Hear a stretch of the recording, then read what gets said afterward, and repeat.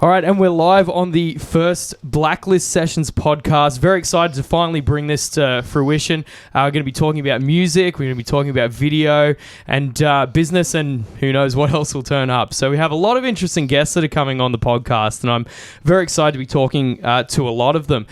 So today, for our very first guest is Craig Turner. How you going, Craig? Yeah, very good, man. Very excited to be here. Yeah, that's great. You know, it's you've done a lot of great work in the video industry. So I think for the listeners, I guess maybe a bit of background about what you've done and how you got into video and all that sort of thing. How I got into video was I just started playing around with my camera at car. I used to be involved heavily with the car club and like a bunch of old Toyotas, old Celicas and that, and awesome blokes. And I used to just bring my camera and just make little films and stuff. Mm-hmm. That's how I started. And then one of our biggest regrets was at our wedding we couldn't afford a videographer, and that was our biggest regret. We just regretted that was something we believe everybody should have access to, even though it does come at a cost. But in all honesty, we highly believe that video should be up there as your first thing to book, because we just honestly believe, like, as we say to couples, it's awesome to have a photo of your dad standing there at the podium making his speech, but what did he say, or how did he say it?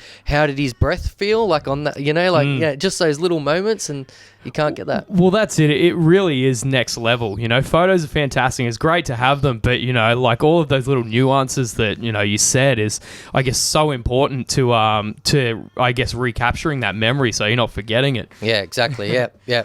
Awesome. So your company is Puzzleman Productions? Yeah, Puzzleman Productions. Again, that started with I had a Corolla, and I used to put puzzle pieces on it. Yep. And then the guys in the car club just started calling me Puzzleman. So yeah, we went and that name sort of stuck. And then as we were building the, as I say, empire, but as we were building the video production company, we thought, oh, Puzzleman's cute. It's cool. It's like in there, and also we can play on it a bit. Like we always, we say to couples, we put the pieces together, even though that sounds a bit like, we're picking up the pieces. We're not really, we're just putting the pieces together of your day and your puzzle. So yeah. Fantastic. So you've been in business quite a long time too. I think I read 16 years. Yeah. So what do you think has been some of your favorite jobs over that time? Oh, I've done so many,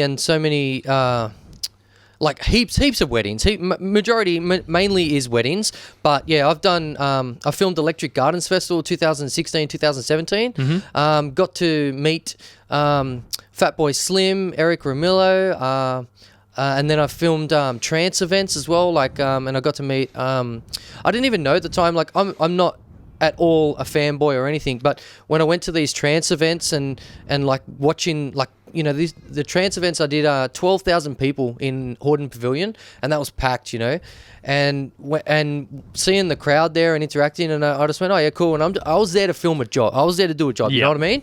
I wasn't a fanboy moment. And then I got to meet some of these guys and interview them, and that was so lovely. One of Australia's top trance guys, Marlo. I don't know how to spell it. Marlo, something like that. He's like he goes all over the world, and amazing stuff. Anyway, got to film little events like that. I think that just the feeling of those massive festivals, filming them, that's pretty cool. Yeah, well, I think that's probably one of my favorite things about being like in the video and the music industry is you just get to meet so many interesting people. Like one day you'll be working with some like top people in business, and then the next day you'll be hanging out with Lee Kernaghan. You just never know. Yeah, I reckon. Yeah, that's what's cool as well. Yeah, I mean, yeah, actually, you know what? That's true.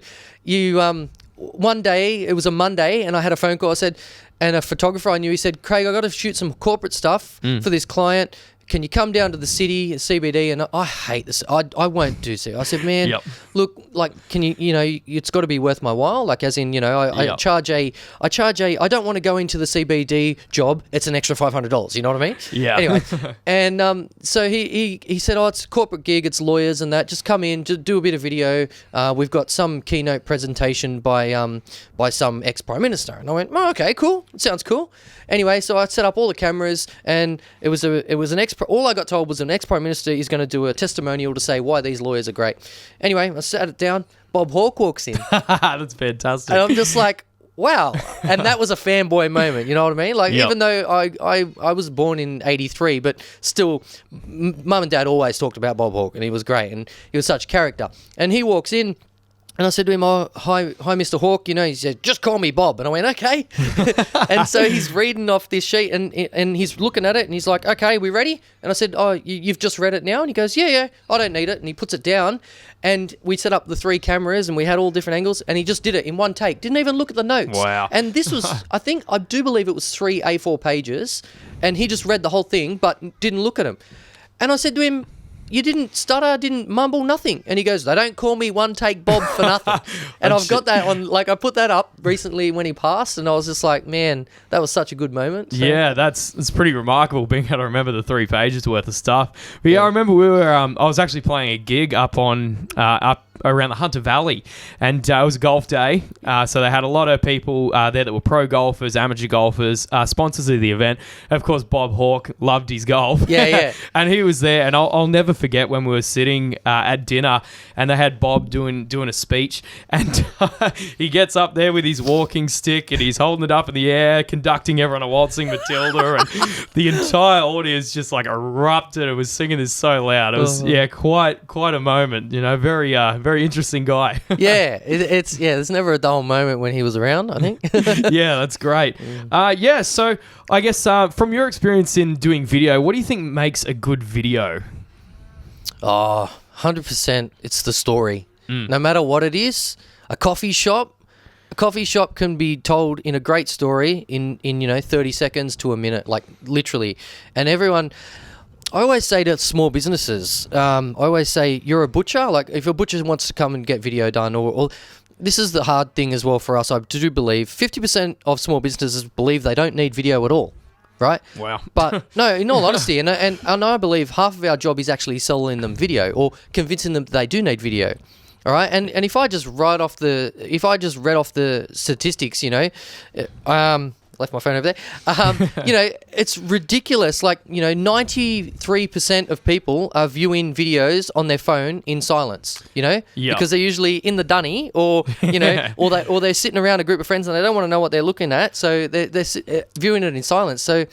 And that's hard for us because I truly believe it's all about the story when the video. So we try and include, you watch any of our videos and we try and include as much dialogue as possible. The behind the scenes I did for Carly Rose recently, just engaging, just that little where she said hello to the groom, hugged him. "Oh, hi Sarah, you're here," in like, because she knew those other suppliers. Just that little bit of dialogue that makes you go, "Oh wow," like they're interacting, they know it's not just her playing guitar or her singing, it's that little interaction that I do believe draws people in. Yeah, it's just that little bit more. And I know, like, all the time, if I'm looking at a new piece of gear that I want to buy, like a new guitar or a new camera, the first thing I do is I jump straight on YouTube and I'm researching and looking at video of people talking about it. So it's just such a fantastic way of, getting across what you do. Yeah, so I know that I do that heaps, pretty much every single purchase, probably a bit too much. So the first thing I do when I get a new piece of gear, like even yesterday, I just had the new Mavic 2 Pro turn up. Love it. First thing I do is make a video of it. And, it's great content. People can see a little bit of behind the scenes of how, like, your business works. The gear, like, I know, I just love gear. I think that's what it is. It's true. My wife says to me, when I say to her, look, I go to her and I say, we need this piece of gear. She goes, okay, get it. And I go, but it's this much. She goes, yeah, I don't care. Because I will spend up to 2 days, like, while I'm rendering or something, researching that gear. I won't just go, yes, let's purchase it. I will, literally watch 12-year-olds on YouTube giving me a demonstration on how to use it. And I'm like, geez. But it comes back to the whole thing where it is people love the behind the scenes, and I always say to people, video content is king. And like, we had a coffee shop, they wanted a bit of marketing done, and I said to them, okay, and our marketing videos are pretty cheap for a small business, right? And also, people got to remember, any business you're in, it's a tax write-off. Yeah. Right? I'm not an accountant, but if you pay me to make you a video, that's a tax write-off as advertising, all right? Yes. People have to remember that, because when it comes to the end of the year and you realize you haven't spent any money on advertising. So anyway, the point point is, this coffee shop, they wanted a bit of video, and I said, look, yep, it's going to be this much. And they said, oh, we can't afford that. I said, all right. I said, put your mobile phone up in the corner and leave it recording for the morning rush. And they go, but why? And I said, make a time lapse. Yeah. Make a time lapse. Mate, they did it, right? No joke. They have 130 customers through the door between the hours of 8:30 and 9:30. And I was just like, this is phenomenal. And I just sped it up by, times 16 times or whatever, and made like under 30 seconds. And it was just gold for them, because they were like, wow, we didn't realize how many people come through the door, because they're too busy making all the coffee. But the point is, the customers were like, oh, wow, look how busy this place is. So it's that whole thing behind the scenes. If you can show people, we call them what it takes. So if you can show people what it takes to be you, or what it takes to do your job, mate, people will be like, wow, that's why X is so expensive, or that's why so much effort goes into this. Yeah, 100%. I think the behind the scenes thing is great, and just talking about what you're doing as well. Like, I remember I put up a video just on Facebook. It wasn't probably like 9 months ago, and just talking about like what we were doing. We had like a special deal on at the time, and basically the process of how we make a music video. And it was just one video on Facebook. Five music videos from that one video, just talking about it. So video, I think, I know personally for myself, has just been the most effective way to get the message out there and sell yourself. And I guess even as an artist and a musician too, like, people want to see, people want to hear. So the more you can do that, the better it is. So it works across a lot of industries, I guess. It really does. I believe it can be... It can be, what's the word I'm looking for? It can be done across any sort, whether you be a butcher shop, a coffee shop, a musician, or a celebrant at a wedding. Honestly, if you can show a little bit of behind the scenes or what it takes to be you, man, you to give you we followed a celebrant around for a whole day. We made him a behind the scenes. He put it up that night. That night, he had 3 inquiries, and the next day they locked in. And then from that week, he had 5 more people lock it in. And that's brilliant. You can't.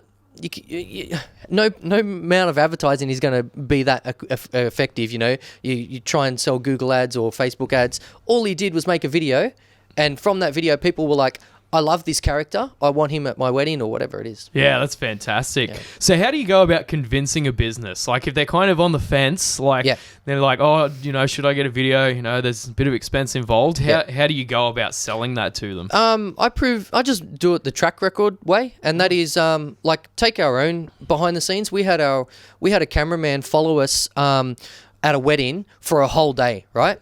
And then what I did was I deliberately spliced it up to like 4 videos that were under a minute, and then that way people could see this is us at a ceremony, running 4 cameras, running audio, checking the groom, everything, so it showed how much dedication we have to our job. But I just take that aspect and do it the same way. So if I talk a lot, I always use butchers as an example, because how many butcher shops do you know, right? Yeah, only a couple. Yeah, only a couple. But the point is, whenever you go to a small town, there's always 3, maybe 2 butcher shops, right? Yep. What makes your butcher shop different from this guy's butcher shop?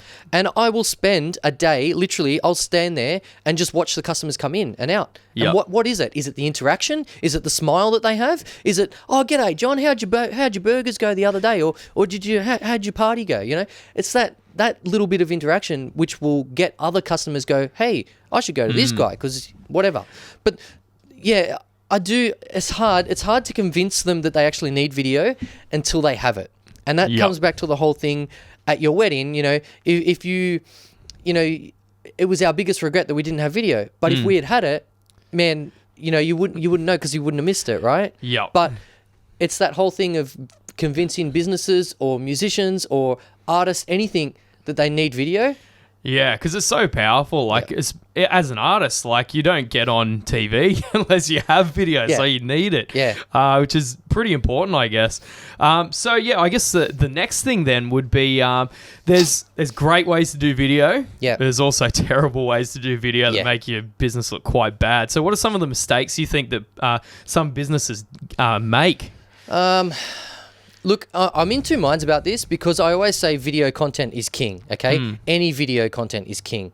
But yes, when it does come, when, you think, all right, so I just got this quote from the video guy, it's going to cost me this much. You know what? Screw it. I'll pull out my phone and I'll just record the chef deep frying some chips. But what you're not looking at is the kitchen and the mess or whatever is involved. People want to see behind the scenes, but they don't want to see behind the scenes that are bad, right? Yup. and I think people, yeah, as I say, any video content is king, but it's that whole thing. I've spent nearly 17 years making, right, if I want chips being fried and I want them plated up, how am I going to do that? And straight away I'm going to go, right, I want a tight shot of them going in the basket. I want a tight shot dropping in the oil. I want a tight shot of the plate, and then I'll have a wide shot of the restaurant, So those four things just there is me going through my mind, how would I tell this story of chips, right? It's very simple. But the way the business owner looks at it goes, right, I sell chips for $5. How am I going to sell more chips for $5? And that's all they think about. And I just think about telling the story, that's all. Yeah, well, that's it. I mean, it's not... Well, it is about the product, but it's also about the experience you get with a lot of businesses as well, which is something that I really try and focus on with a lot of my video work as well, is just making sure that, the artist or the business are just having a great day and just having a lot of fun with it. Because that's how they remember it, Yeah. Deliver a great product, but also deliver a great experience too. That's true. That touches on what we always say to couples. You could have an amazing photographer or a videographer, and you could have this amazing video, but if that person was a real ass on the day, you're going to remember that. Yeah. And that's why when we post up our behind the scenes, we're just having fun. We're just having fun with a couple, and we do these little things where we just play games and we get them to interact rather than pose in them. And that's the same when like when I did a cafe recently, it was their mum who was actually cooking, and it was mama's recipe and all this, So I played up on that a bit. I was like, oh, teach me how to make the gnocchi, and all this. So it's I know some amazing videographers, but their personal, how do you say it? I guess their personality? Their personality, they're there to do a job and they nail it. They don't get me wrong, they nail it, right? Yeah. But they just don't have people skills. Right. And I believe that when you can come out of your bubble a little bit, and when you open up to someone, they open up to you. You could set up cameras in an interview and just go, right, sit here, right, I'm here to do a job, here's your audio, this is the question I'm asking you, right? Forget all that. Set it up, then have them come in and go, hey, can we just chat off camera for a minute and just get to know them a bit? And then they open up already, and then you just record, and bam, they're loose as goose, mate. It's great. Massively, yeah. A lot of it is the rapport building, and I know that's why, for my business, I end up getting a lot of repeat clients because we just have so much fun on the shoots, and it's music. It's great. Yeah. So that's good. So being in business for 16 years, you would have seen the rise of social media from the start of making videos through to now. So how do you think that's changed the landscape for businesses and for yourself? Another tough one, because when I was making videos, you just put them up on YouTube for the car club guys, right? And then same when I started in weddings, I just put it up on YouTube, forget about it. It wasn't maybe until 4 or 5 years ago that we started making a Facebook channel, Facebook page, and then we started increasing. We would put organic reach videos up there rather than putting them on YouTube, linking them back. And I couldn't believe the reach you would get, as opposed to, it was great, putting up a car club video or a wedding on YouTube and, get a couple of thousand views. But then you realize that those views were Scandinavia, UK, and you were like, well, they're not my clients. And that's what you really got to think. And I mean, as an artist, they could be your clients, right? You could be a heavy metal artist, whatever, and you want to go to Scandinavia because that goes off over there, apparently, right? Sure does. Yeah. Woo. but the point is, you've really got to ask yourself, it comes back to that whole thing, like my page because I liked yours. Well, did that person that liked your page really your client? And you've got to ask yourself that. It's no point trying to grow your audience or like for like, because that person might not be your technically your client. But as I've said all this, actually, I'm thinking about it in a music aspect, and technically anyone could be your client, really. Everyone loves music, or everyone wants to listen to a certain eclectic type of music, and yeah. Well, the other thing is engagement. They might have liked your page, but are they going to continue to engage with you? That's true. And that's a big thing, because if they're getting served your stuff and they're just not interested, then Facebook's algorithm is going to see that and then start to de-rank it for all of the people that are interested. Yeah. So that's, I guess, something to keep in mind. But yeah, I think probably my favorite platform, I do get a lot of work through Facebook, which is great, but also LinkedIn, the organic reach is massive. Yeah. LinkedIn, I don't use it personally, but I know a lot of videographers that deliberately, all they will do is, one of them's in real estate, and he'll just go on there and he'll be like, hey, I'm working with Tim from blah, blah, blah realty today. And that's all he does, right? So, and then he gets known as that guy that does video for the real estate guys, because everyone's LinkedIn from that platform, or from all the real estate guys know each other, or not know each other, but follow each other, and then therefore they're like, oh, I'm going to get that guy because he does the video. So if you got a LinkedIn profile and you're constantly on it about, like, for instance, as I was talking about trance music, if I started going, hey, I made this video for Malaro, hey, I made this video for Andrew Royale or something, people would just be like, oh shit, that's the guy that does trance videos. Or yeah, that's it. Awesome. So I guess, what's the process for you generating clients? Because some people, they just kind of throw shit at the wall and hope something's going to happen. Well, that comes back to the whole video content, right? Like, it can be crap or it can be good. And yeah.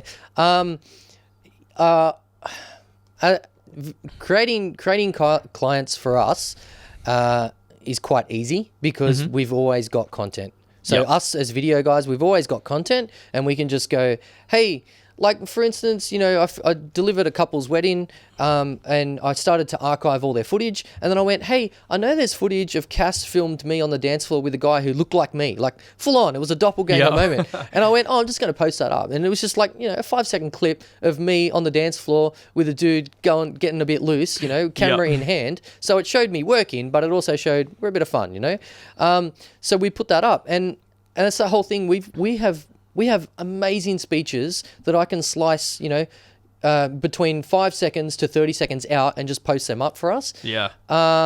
So I think content, again, it just comes back to a lot of content and being able to go, hey, we're at this wedding, here's some footage, and people go, oh, I'm getting married at that wedding. Oh, sorry, I'm getting married at that venue. These guys did the video.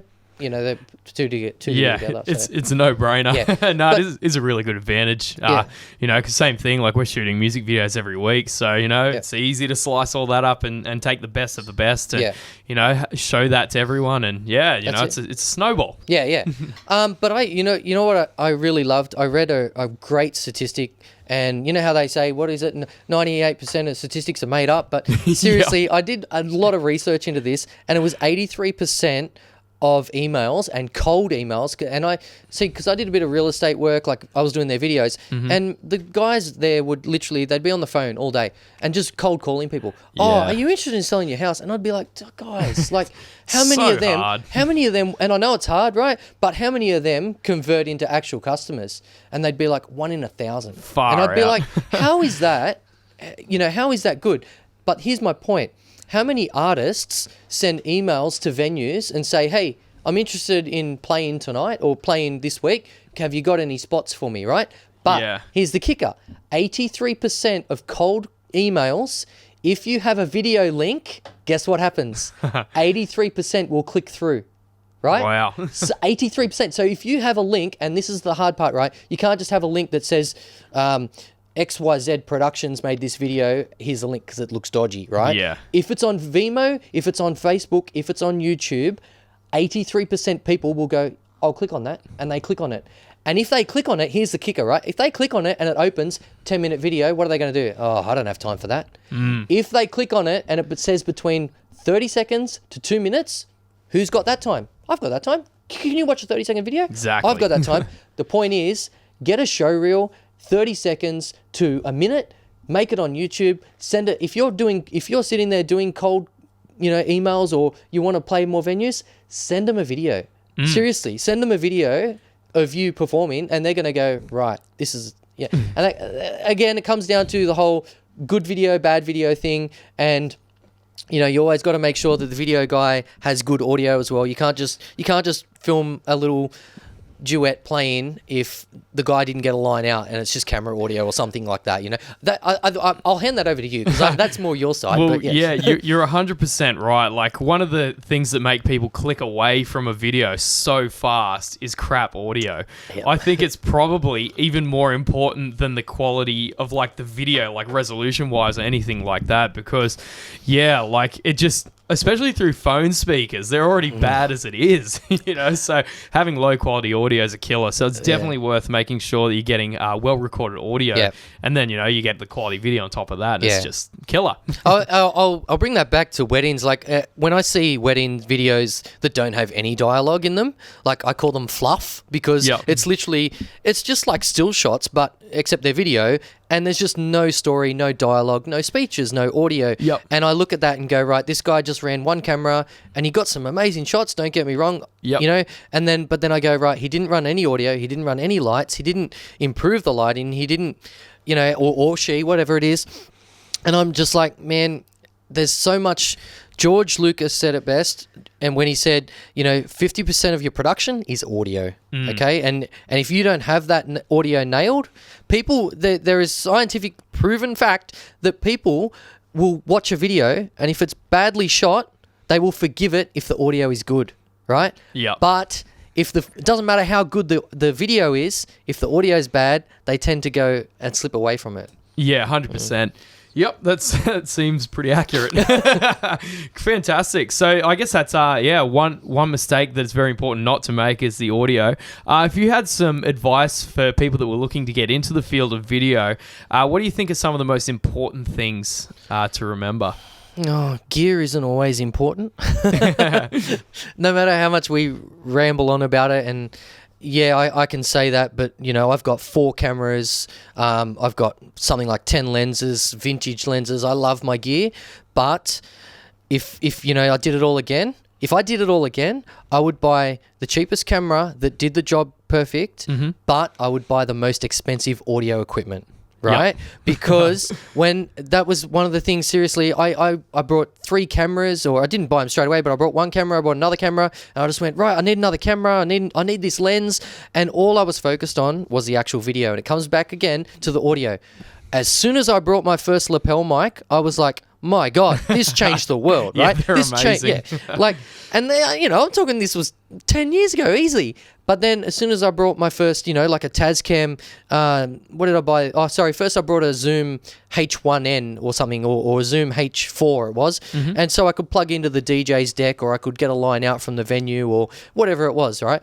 And then once I started upgrading my audio, I really noticed that my product was really lifting its game. And that's when it comes back to good audio is king. Good audio can, you know, substitute for that bad shot or something. Yeah. 100%. Sorry, cut you off. But I 100%, as we were discussing in the opening, you can jump on YouTube and learn off a 12-year-old kid making videos how to do a frame rate or how to expose properly.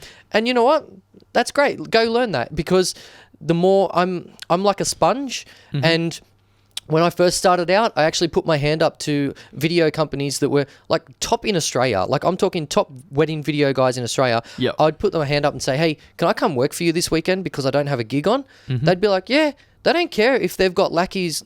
I'm saying I'm lackey, but, you know, carrying a bag. Because you know what? When I was there, I'd carry a bag, but I'd also watch what they were doing, and I would learn, and I would soak it in like a sponge. And that's what, if you can contact other companies and say, hey, do you need a lighting bitch, or, you know, do you need a lighting assistant, or do you need someone to carry your gear around? Do it, because you'll learn so much, and don't just be like, oh, I'm there to carry bags. Learn, like, just watch what's going on and soak it in like a sponge. Yeah, that's a really good point, actually, because I used to get a lot of videos shot elsewhere, and through that process, I learned so much about making video. So it gave me a good leg into the industry. But yeah, I'm a massive proponent of education. You know, the more you can learn, the better you're gonna get. And I spent so much time on YouTube just learning about all this stuff. And the great thing is, it's all free. You don't need to go and spend a fortune on universities or colleges or anything like that. Pretty much everything that you'd need to know to get into the industry and start making money, you can learn from YouTube. And then, you know, if you want to, I guess, make it a bit more formal, then after you've made some cash in the industry, then you can definitely go and pursue that. But it's I don't think it's a necessity anymore. No, it's definitely not those yeah, or even back in the day when the internet or when YouTube was really kicking off, you'd pay an extra $5, whatever it was, to get the subscription to get these tutorials or things like that, Whereas now, as I say, you've got a 12-year-old explaining to you about shutter speed or something, Yeah, they make the most insane videos ever. Yeah, makes me a bit jealous, but it makes me like, man, if the internet was around when I was a young kid, man. Anyway, it'd be something I'd else. probably be doing the same thing. Like, probably be hey guys, here's the new Panasonic. Yeah. All right. So the next thing I wanted to talk about was, what's the biggest reason you think that videographers, they get in the industry and they just fail. They just can't make it happen. What do you think are some of the biggest reasons for people just not making it and being able to make it a full-time career? I believe they get burnt out, and I believe that they come into the industry, especially I've had messages, as I said, like people contact us and say, hey, can I carry your bags for the weekend, whatever, all right? But I've had people, they're like, oh, a guy in New Zealand last week contacted me, he said, oh, can I make a full-time living out of this? And I said, well, man, you're in New Zealand, and I know the housing prices in New Zealand. You think Sydney's bad, man? Go to New Zealand, wow. right? Like, it's ridiculous, right? Yep. And I said to him, look, different living expenses, different costs. I don't understand your situation, but I do my job full time because I love it, or we love it. Cass and I, husband and wife team, we love our job. And we love meeting couples, meeting clients. We just love that interaction, and we love showing them their day or their business, or it's that whole thing. You walk into a business, and first thing I do, like a warehouse. What would you do, Jay? You walk in, you look around, you're like, okay, it's a warehouse. You know what the first thing I do is? I look up, and I look up because 100% of them employees that have been in that business have never looked at the roof and gone, you're probably right. Right? But the point is, if you can make their warehouse look different to them, they'll be like, wow, it's that wow factor, okay? It's same with the drone. You send the drone up outside the warehouse. They've never seen it out there. Wow, look how big it is. I didn't realize how big this warehouse is. Yeah. It's that wow factor. I don't know. I don't know I went off on a tangent there, sorry. But the point is, I believe that they come in and they believe that they can make a lot of money, especially when they see, like, we're charging nearly $7,000 for a wedding video or wedding and photo, right? Yep. But they see that, man, if they looked at our books, they'd not realize, I'm not pocketing that, man. Yeah, there's a lot of expenses involved. A lot of expenses. And especially when you do things right. Like, when we, we get a bit hurt when people undercut us. But I look at the people who are offering video for $1,000 or whatever. They're not licensed. They're not insured. Yep. They're not paying for licensing fees or anything. And we're just like, dude, like, we're doing everything above board. We're doing, more importantly, I say to couples, like when it comes back to weddings, but I say to couples, your video, we pay a license for, and it will never get taken off the internet. This guy, you can go with him for $100, $1,000, whatever. He'll put up an Ed Sheeran song. Within a week, your video will get taken off the internet.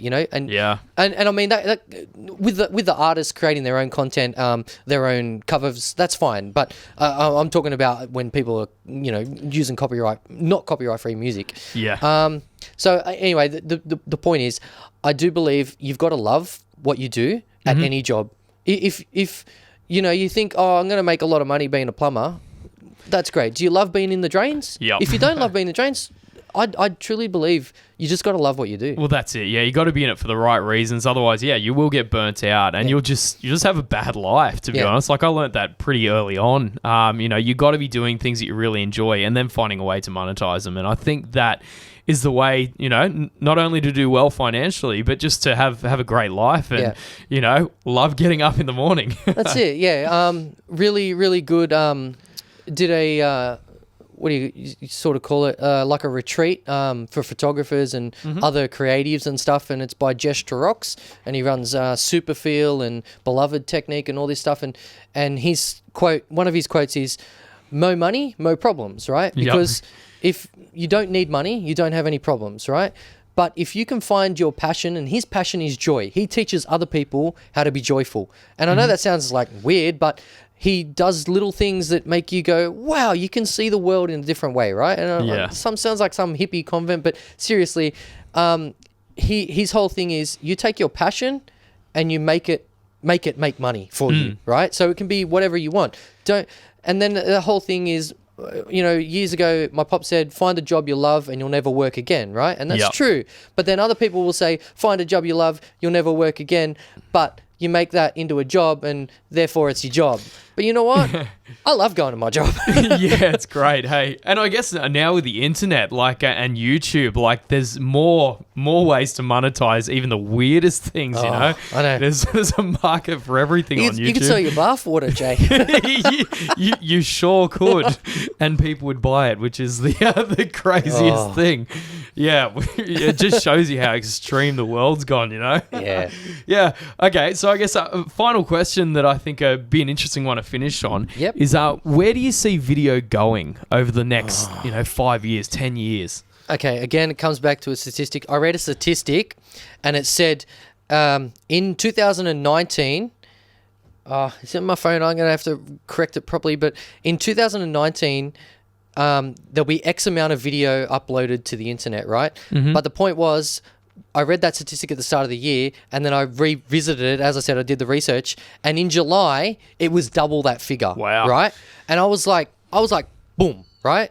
There's something like there's so many hours of video that it would take you, if you started watching video today on the internet at the moment, if you started watching it, you'd get up to 70 years, right? And then there would be another 700 years, because by the time you'd watched that, there's video content going up all the time. And I truly believe, go through your Facebook feed right now, what's there? Every second post, I guarantee, is a video. Yeah, it's just exponential growth. It's just video. Video content is king, and I truly believe that I don't know where it's going.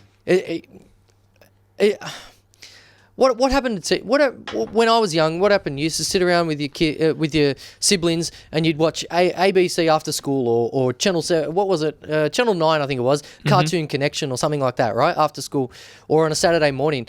Now what do? Now my kids on a Saturday morning are sitting there with their iPads watching Georgia Productions on YouTube, and I'm like, this is a TV show. Like, it's literally she makes all this content, and it's literally a TV, and it's.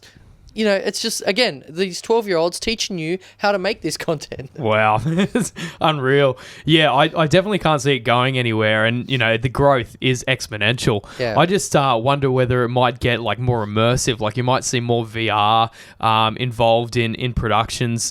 But, yeah, it's really tough to know where it's going to go. It's hard with any technology. Like, I just found out the other day, we deliver all our footage and packages on USB, and now the top name laptops don't even offer a USB dongle and USB input anymore. Really? It's USB-C. Oh, yeah, right. So it's like those little ones. But there's no company that make a USB dongle that go into a USB-C yet. Wow. Right? So someone needs to monetize on that, right?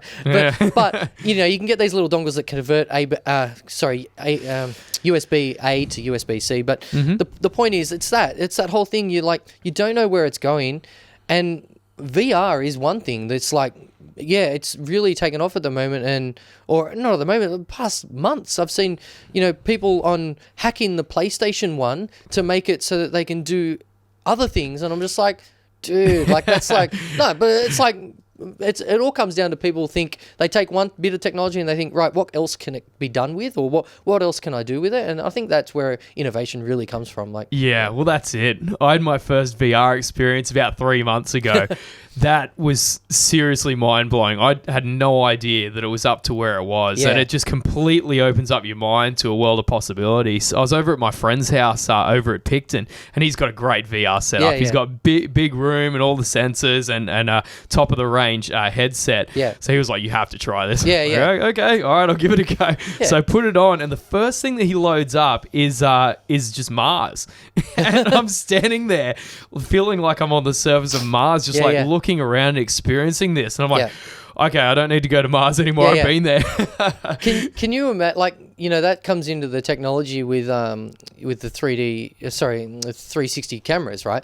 But say Mumford & Sons are performing, you've got the camera 360 there, it gets their performance, it gets their great audio, it gets the audience, and then you put the VR headset on and you're in that friggin' audience. Yeah. It's going to lose ticket sales, but, right, how many people are going to pay for that? Or how many people are going to be like, I want that? Well, that's right. I see a big growth area, especially in music, like artists like Ed Sheeran, Taylor Swift, where you can have that 3D camera and you can be immersed in that concert, even though if they're performing in LA and you're in Dublin. Yeah. So, I think they'll definitely be a big revenue stream. And I'm sure that could translate across many industries like sports and, like actually being able to be on the field. Yeah. I think Imagine that's crazy. none of this, in America, what do they always rave about? It's courtside seats, right? Yeah. Well, you could actually sell 10 million courtside seats because you could just, put it in VR. It's incredible, eh?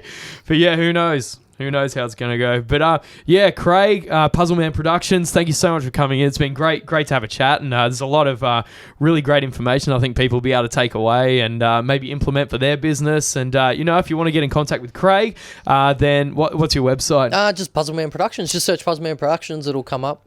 So I always say, people say, what? It's Puzzleman Productions. I think I say it too fast. Yep. Anyway, just search Puzzleman Productions. It'll come up. And honestly, we always say with all the couples, anyone's looking to get into the industry, I'm here to help. I try to help as much as possible. We don't make enough video content for ourselves to make it, make people go, this guy's helping out. But you send me an email. I usually love to help people out. So, yeah. And it's been great chatting with you, and thanks for having me, Jay. Yeah, it's been great. So this is the Blacklist Sessions. It's the very first podcast. We've got a lot of great guests coming up. Looking forward to the next few weeks. So, that's that.